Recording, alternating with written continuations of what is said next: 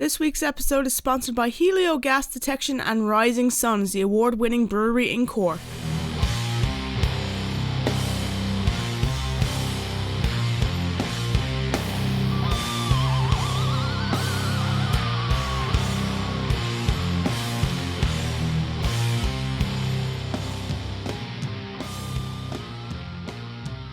Hey everyone, this is Letty for the Metal Cell podcast. I'm here with Andy and Tim from As December Falls. How are you guys doing?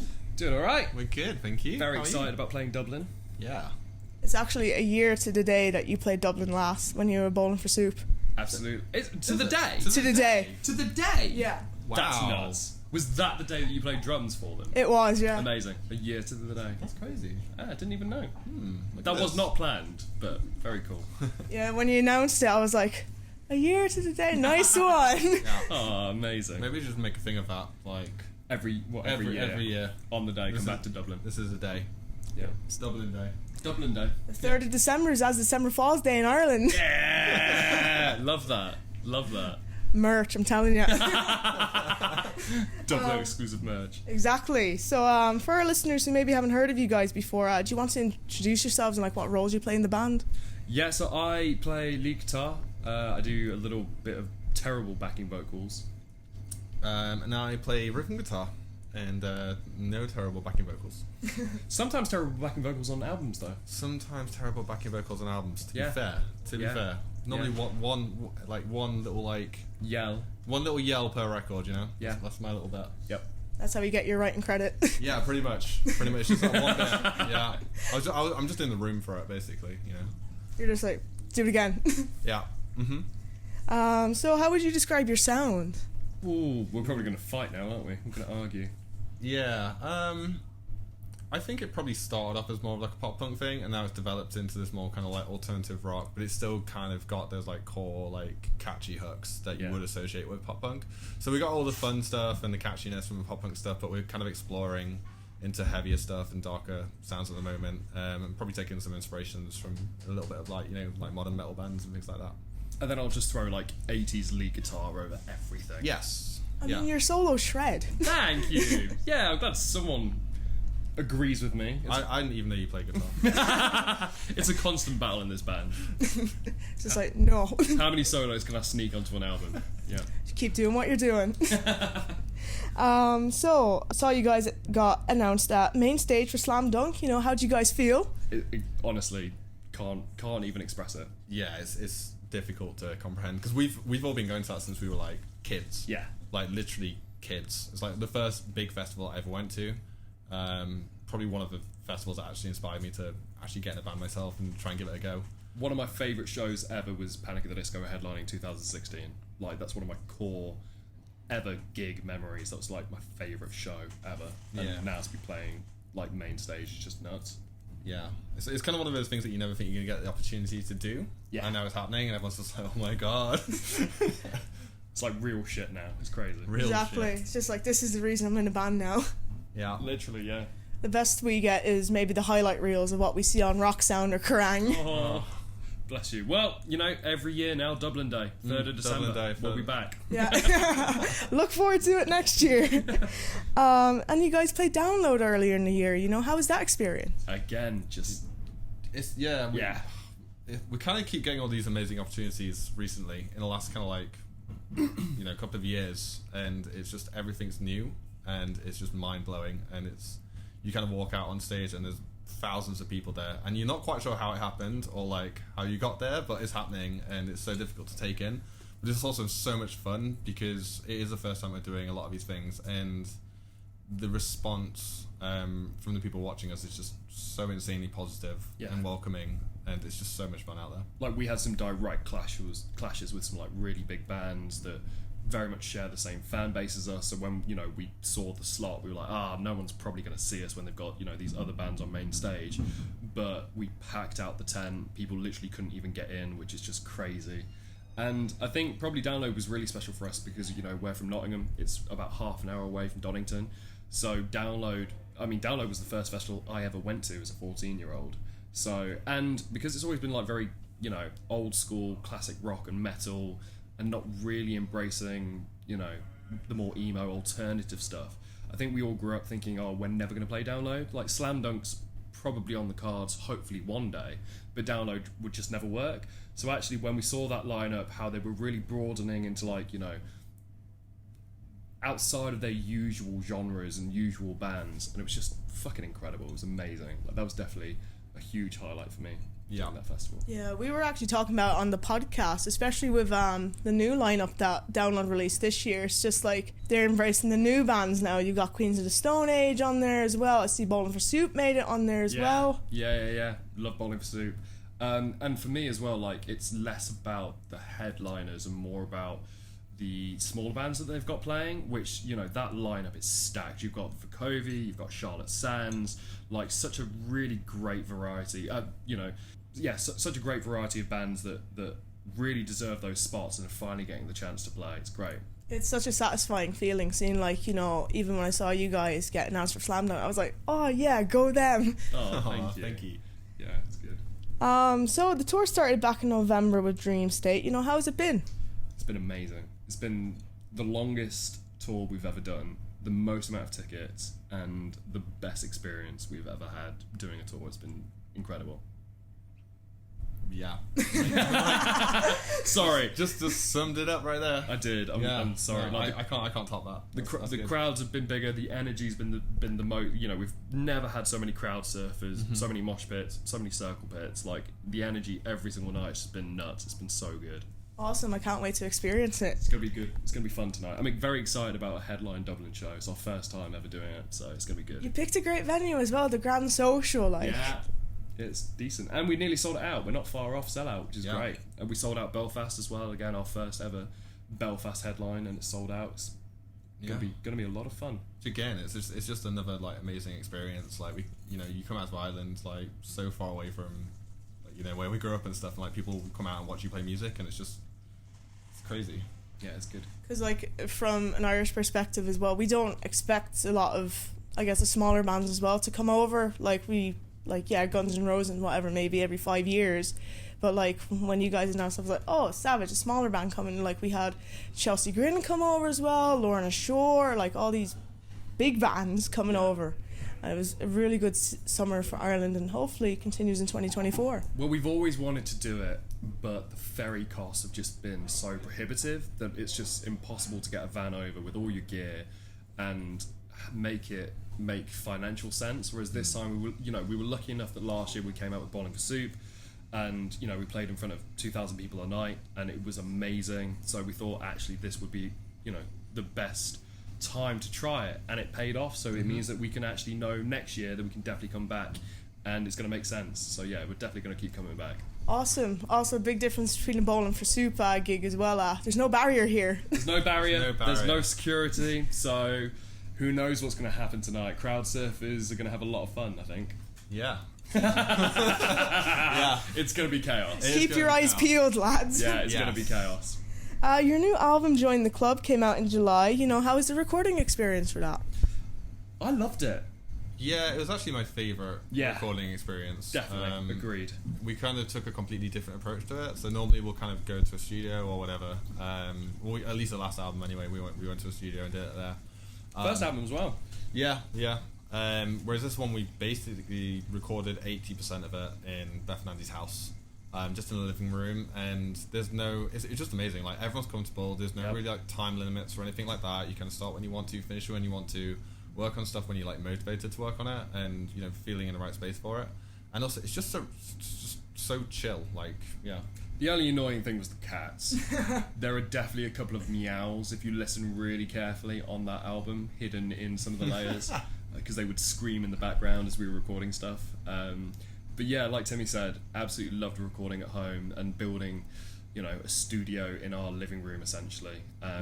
Timmy acquired some goods from a music college in Nottingham, and then we built a vocal booth, which was challenging. So we spent a whole afternoon hammering nails in my garden to build this vocal booth, and then it was balanced against my lamp. Yeah, so it's still very kind of like DIY, which is our band all over really. Yeah. We also got to work with we worked with a new producer on this record called Alex Kopp, and he's been amazing. Did a really, really good job. He nailed it. And we actually literally, so we did one song with him, instantly became the best of friends, and he then basically lived at mine and Beth's house whilst we were making the album and just stayed in our spare room, and it was just the best experience. Yeah, it was literally just like having a mate. You're just recording an album with your mate. Yeah, and now we hang out with him all the time. Yeah. Even when we're not doing music stuff. He's literally just one of our best mates now. It's great. Yeah, he's come out to so many of these shows as well on this tour. Yeah, it's been good. Well, that's awesome, because like I feel like, especially with watching like documentaries on like making of albums, it seems like the best stuff comes when you don't feel like you're working, when you're just having fun. And you're not working as well. Like, you know, when you book a studio, you're very conscious that there's like a day rate and you need to be finished by like 5 or 6, so you're always working to a deadline, and you're always worried that if you go into like another day, it's added cost.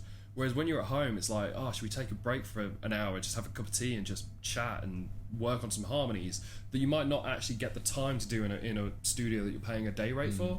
And it just made the whole experience so relaxed and so nice, and we definitely made them a much better album for it. Yeah, it gives you that like headspace.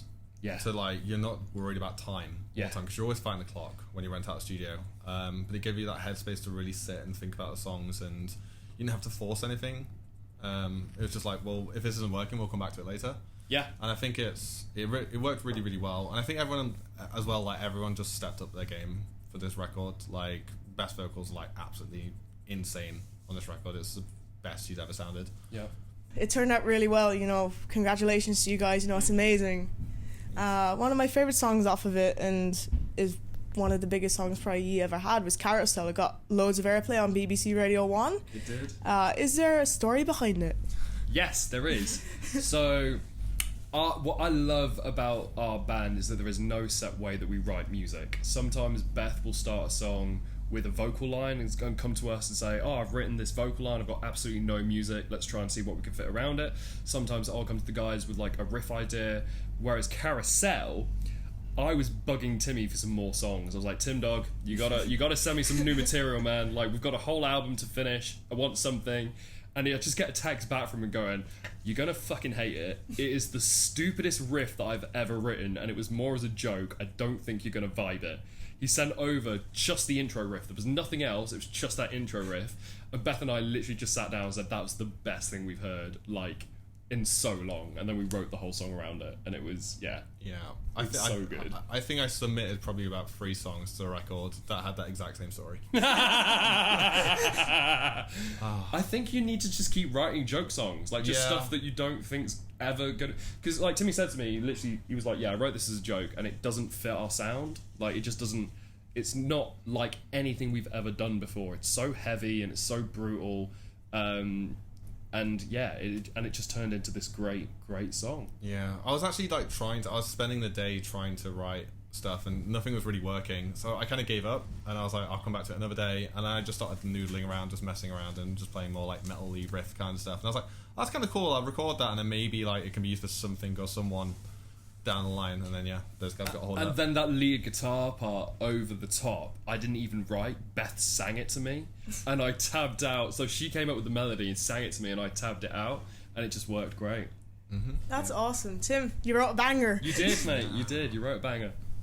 And how did you come up with the solo for it? It seems like it's a one-take thing. So typically what I tend to do with all my solos is I improvise, and I will press record on every single time that I'm improvising, and then do maybe like 10 or 12 takes, choose the best bits of what I like that I've improvised, work it out into like a full cohesive thing, and then record that. But it is usually a one-take thing. So yeah, I don't remember exactly what I did with Carousel, but that's usually my process for solos. Cool, you had like a Cliff Burton pulling teeth moment, like bass, take one. Yeah, basically. If you could collaborate with any musician, dead or alive, who would it be? Oh, I don't want to jinx the next album, but we would love to do some features, and there are definitely some bands on our hit list that we would kill to work with. Yeah, I don't know, it's only one. You can name multiple, name a supergroup, anything. Oh god, this is tough, isn't it? It is tough. It is tough. So many musicians. I mean, Caleb from Beartooth, I would do anything to have that man feature on a track. There's obviously Raoul from Shikari, the Charlotte Sands, who's absolutely incredible. Yeah. Gerard Way for MCR, like, I mean, that's like just not even within this galaxy of possibilities. But Soupy from Mundias, yeah, that would be really good. yeah. Mark Hoppus, actually featuring Mark Hoppus. That would be sick. Shots fired at Hot Mulligan. Oh no, they're one of our favourite bands. Yeah. Like, absolutely no shots fired. I love them. We love that band so much. But yeah, it would be hilarious if it was a song. Get them to feature. Oh as yeah. well. Yeah. And then still call it featuring Mark Hoppus. And then still call it. Featuring Tom DeLonge, like. Yes. And it's actually Hot Mulligan. Yeah. Mate, I'm here for it. That's amazing. I love that. Did you go see them when they came over, Blink? Timmy did. Yeah. I missed out on tickets because I didn't think they would sell out as quick as they did, and then I couldn't get tickets, and I was heartbroken. Oh, but no. Timmy made it. At least you got to go see them. We got it cancelled. Oh no! They're rescheduled though, right? Yeah, they rescheduled. The Free Arena is going under some sort of renovations or something, so they had to move the venue and put more tickets on sale. So I might have to come over to Ireland to see Hot Mulligan. I'm here for it. Blink. Oh, Blake, oh, sorry, I thought we were still on Hot Mulligan. I wish Hot Mulligan. No, you got confused because I went to see Hot Mulligan like 3 weeks before Blink as well. So I saw Hot Mulligan and Blink like. Yeah, I really also close did not together. get tickets for Blink either. To be fair, you only got tickets on the day for Blink. I did. I was literally like sat there watching TV, and my friend calls me up, and he's on the way to Leeds. And he's like, "What are you doing?" And I'm like, "Nothing." He's like, "Want to go to Blink?" And I'm like, "Of course I want to go to Blink. Like, why did you even ask me what I'm doing?" Where were we when Blink tickets went on sale? Because we were all in the van trying to get them for you. We were on a tour. We were on a tour doing something. Was it bowling? Bowling for soup? It was. Yeah, Beth's nodding in the background. Yeah. They went on sale in September, so... Oh, Well, they did for us anyway, so it would have we been... were definitely on top ourselves with Botlegs. Yeah, and literally there was like 5 of us in the van trying to get Timmy tickets. Yeah. They're his favourite band, and none of us could do it. We all failed.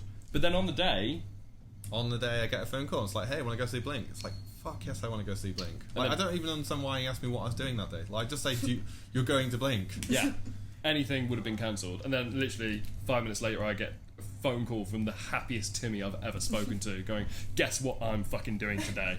I was like, "You got to go see Blink, aren't you?" Yeah. Were you standing or sitting? I was like sitting, but like seats were actually crazy good. Like I was on the front row of my tier, so it was like, the tier was like next to the stage. So yeah, it was like the best view.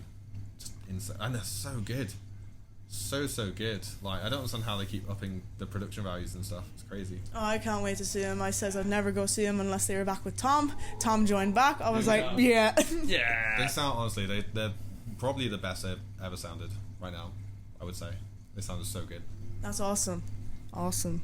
Look forward to seeing him next year. Do you have any favourite album releases of 2023 so far? Any that you're looking forward to next year?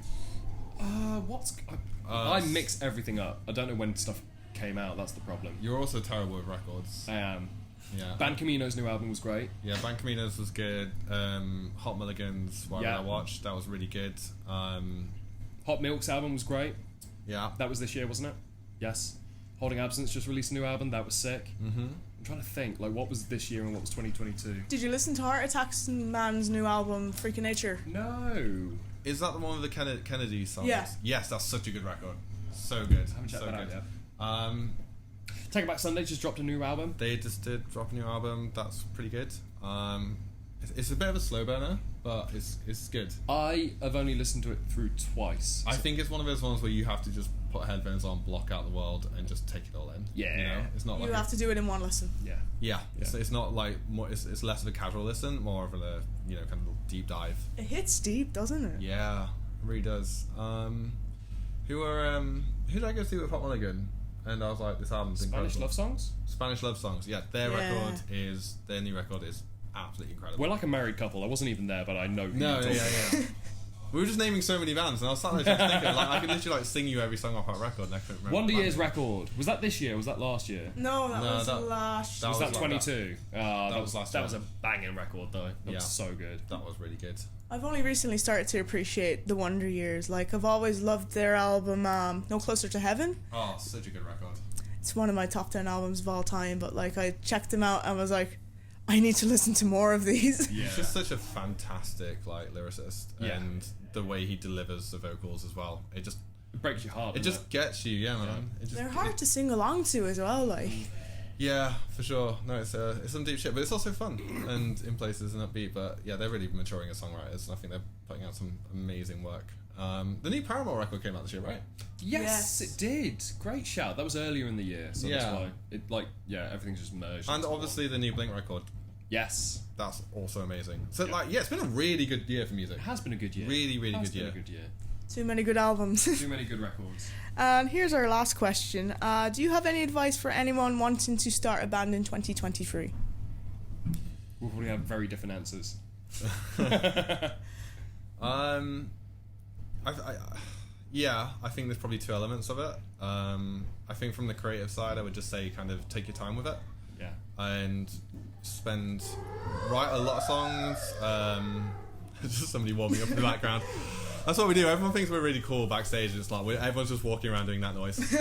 Basically, yeah. But yeah, take your time with the songs. Like, don't rush to get anything out. Like, work with a really good producer. Don't write like 20 songs and do them all bad quality. Like, do 3 songs, but make them all incredible. And just really take your time with the creative side of it and figure out what you want to sound like and where you want that sound to develop to down the road, I would say. And then Andy is going to give you the smart man. I got completely distracted by Alid from Dream State making the weirdest noises outside the green room as he's warming up for his set. I've done the creative side of it, and I figured you could do the businessy kind of... Yeah, so for me, it would be don't spend any fucking money on PR. Like, just don't... You're not ready for it. Like, no one's going to give a fuck. Radio are not going to care. Magazines aren't going to care. You're not ready to spend that money. Actually invest that money on making sure that people are actually listening to the songs in terms of like advertising, your socials. That's such a much better investment of your time and your money than trying to get like, press, radio, magazines, etc. Yeah, for sure. And just find the right people as well. Like, that's crazy. I would say that's crazy important. But I mean, that's gonna be trial and error. That's really what we found. Yeah, true. Yeah. Perfect. Guys, thank you so much for sitting down and talking with me. And Join the Club is out now. Yeah.